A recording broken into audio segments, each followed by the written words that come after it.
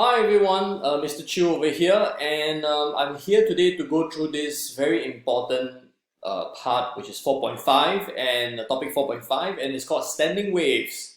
So today I'm using a different approach, as you can see, because I need to have you to visualize what a standing wave is and how is it different from a progressive wave. It is important for you to visualize, and that's why I'm using this meme to go through the lesson with you today. So I need you to take a look at the screen in front. There is a wave that is moving towards the right. That's what we call the incident wave that is hitting a wall, say for example, on the right. And what you have here is a reflected wave from the wall. So you have a sound wave, say for example, hitting the wall and it gets reflected backwards. Now what is interesting is when these two waves meet, they superpose. Remember my previous lesson regarding in the video, which is on deepening the understanding of interference. I mentioned about shifting the screen at the last part. I mentioned about shifting the screen closer and closer towards the two sources, and you will have regions of maxima and minima when the waves travels in the opposite direction. So this is exactly what's going to happen very soon. Now take a look. What happened is, if I were to add the two waves, one going towards the left and one going towards the right, what would you have? You're going to have this resultant wave that looks like this. Now I'd like you to spend 5 seconds comparing this wave and this wave. Just 5 seconds for you to think about what's the difference between these two waves.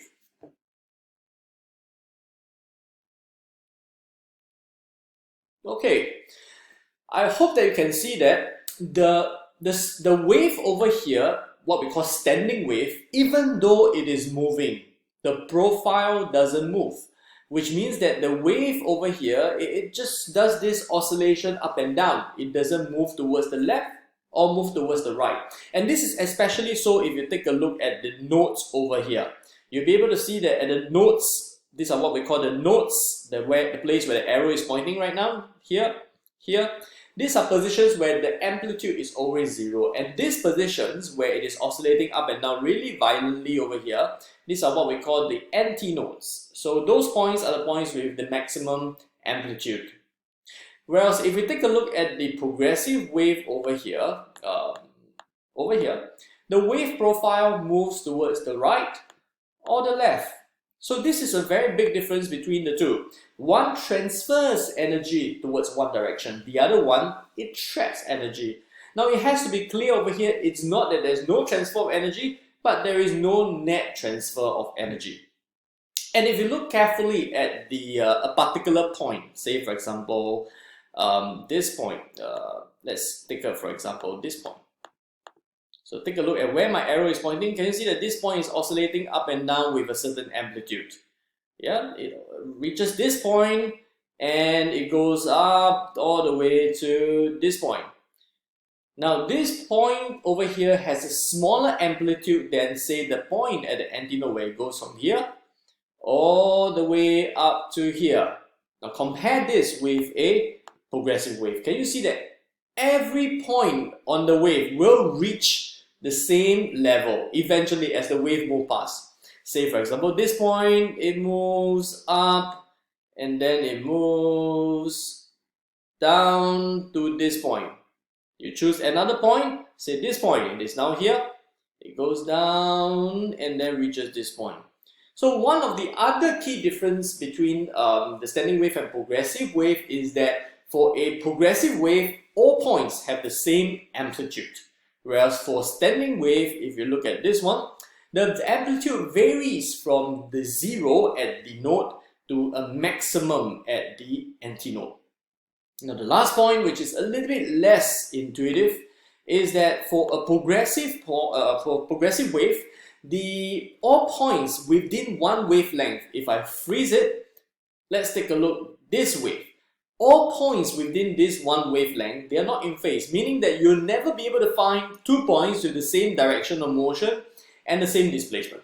You'll never be able to find that point. Whereas for the wave over here, which is the standing wave, can you see that all points between these two nodes where my arrow is pointing, all points, they move in sync. One point reaches the amplitude, all points reaches the amplitude.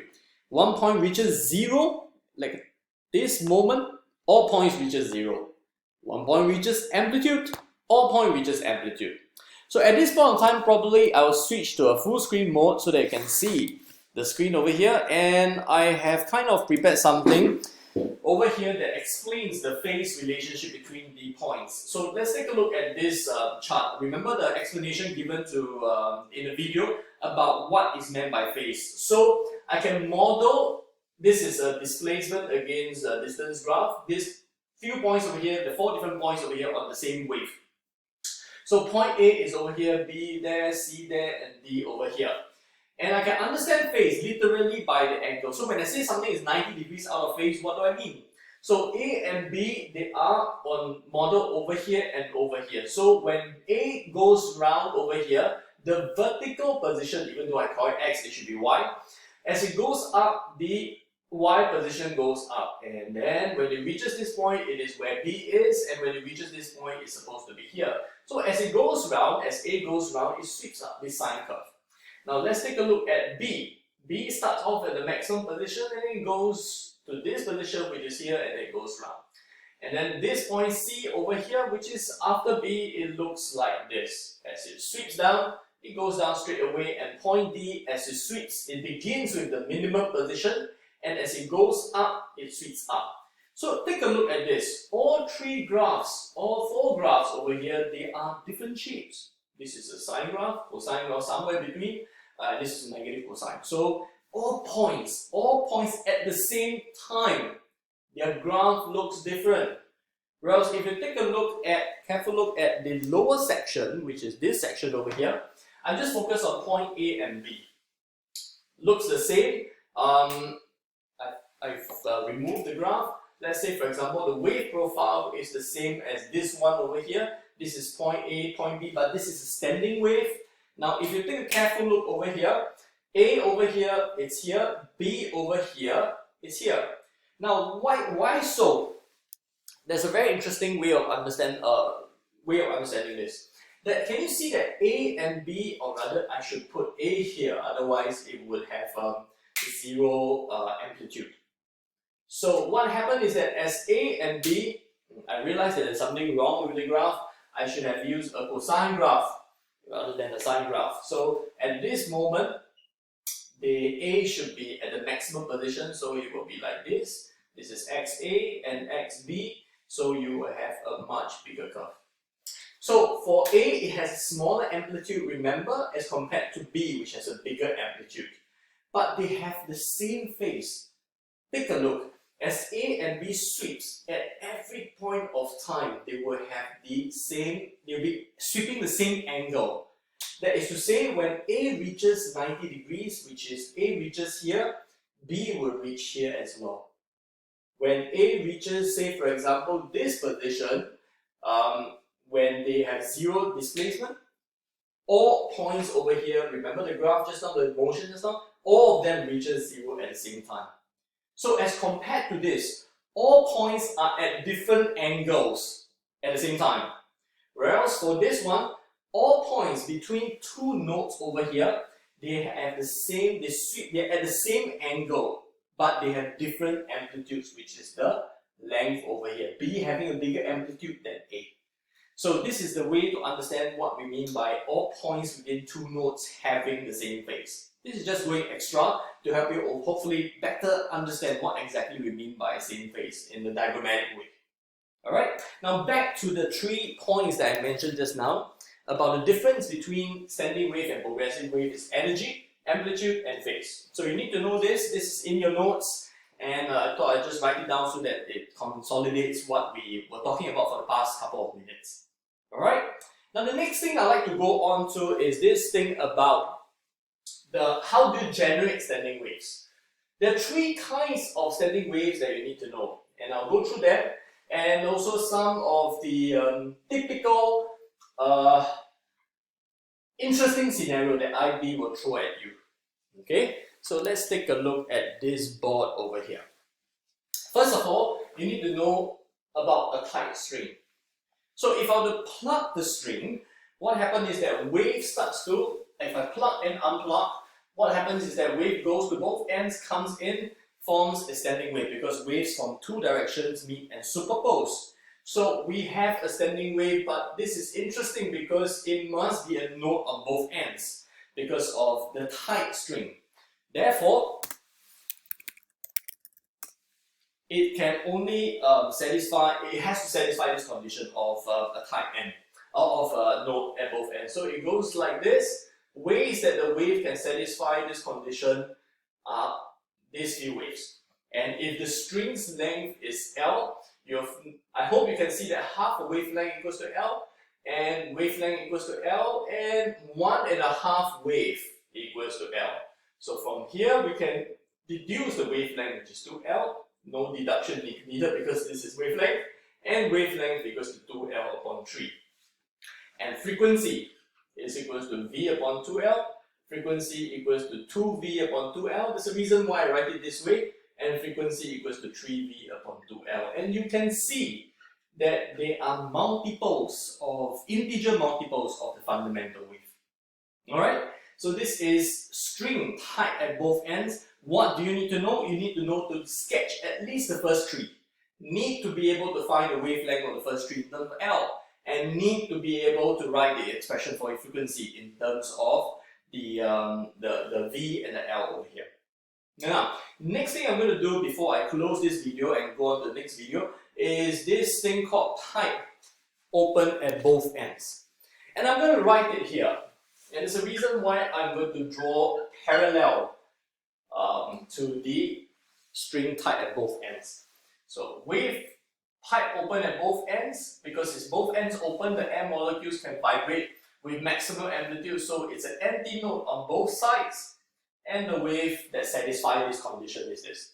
And there's a reason why I drew it this way, because the expression is exactly the same. Just that instead of having nodes, it has antinodes. One of the things I like to just emphasize a little bit more is this. What does it mean to have a wave that looks like this? Does the air particles move up and down? No, remember it is a longitudinal wave, so the particles don't move up and down.